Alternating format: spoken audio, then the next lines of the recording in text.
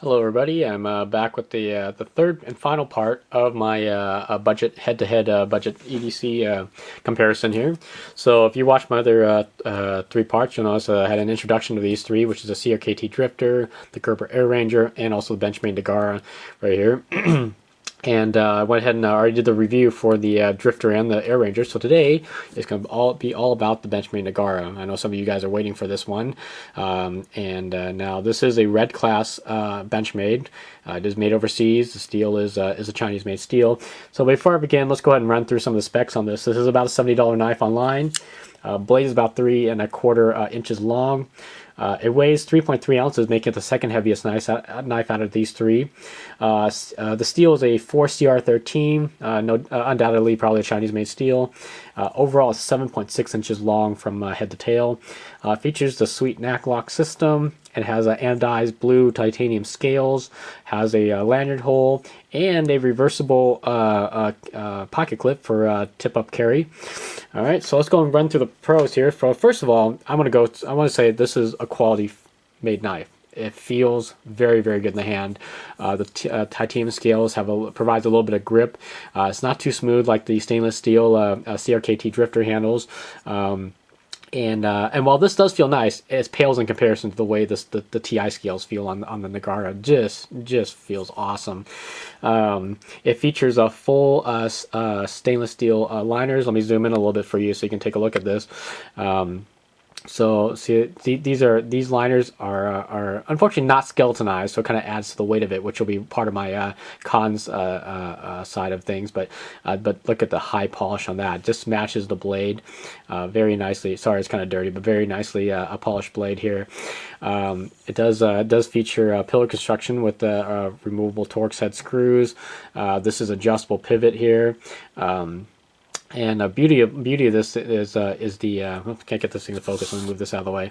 Beauty of this is the thumb studs. The thumb studs are excellent. Look how far that protrudes out. You'll be able to grip this really easily for opening and closing, of the blade. So your thumb just locks in there. Beautiful lockup. Absolutely no blade play whatsoever. What I do love also is the fact that the blade is perfectly centered in the middle of the handles, after you shut it. Now let's go on to the accent knack lock system.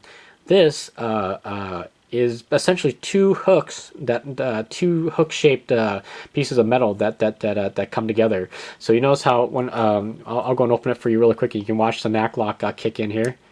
See that right there? So it's a cylinder connected to essentially as a liner lock, but what it is it's two hooks that come together.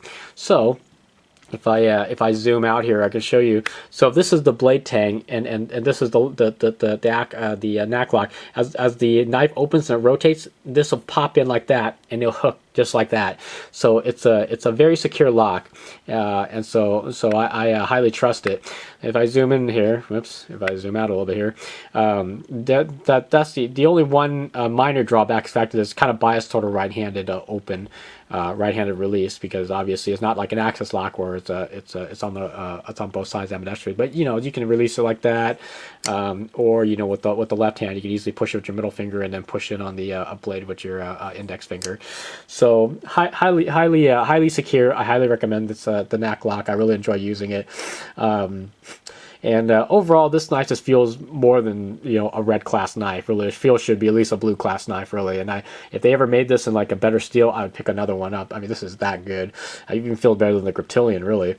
At any rate, it has a very strong pocket clip. It is reversible to the other side here. There it is. Just tapped out on that side. So it's the only one out of these three that actually has a reversible clip. So. At any rate, and the opening, the action is very smooth, by the way. Let me zoom back out so I can show you this here. So let's go and close the blade. So you can open it just normal, with both hands. It's no problems whatsoever, and you can shut it with both hands. But look at that. Look how lightning fast that is. Isn't that beautiful? Okay, left-handed. I mean, no problems whatsoever. I had no problems with this opening left and right. Not like the CRKT Drifter, and I actually had a little bit of trouble doing it with the Air Ranger. But this is just nice. Action is just ultra smooth. I don't know what they put in there, but it pivots very nicely. So some minor cons is that the tang actually protrudes a little bit. So you can see here where the tang actually kind of, it looks like a bottle opener. So I mean, I like it when it's streamlined. So let me grab the Air Ranger for you. So you can also, the Air Ranger is a streamline. The tang is streamlined with the handle here. So. But yeah, but that's due in part that's where the blade stop is, so that's where it locks in right there. So other than that, this is the most expensive knife out of all three, rightfully so. You know, it has TI scales and everything, and it just feels a lot better, higher quality than the other two as well. So you know, that's got to count for something. Overall, I would recommend it. So, but before I go, let me show you. The size comparison. So let's put this here. I'll grab this, and this is my full-size Griptilian.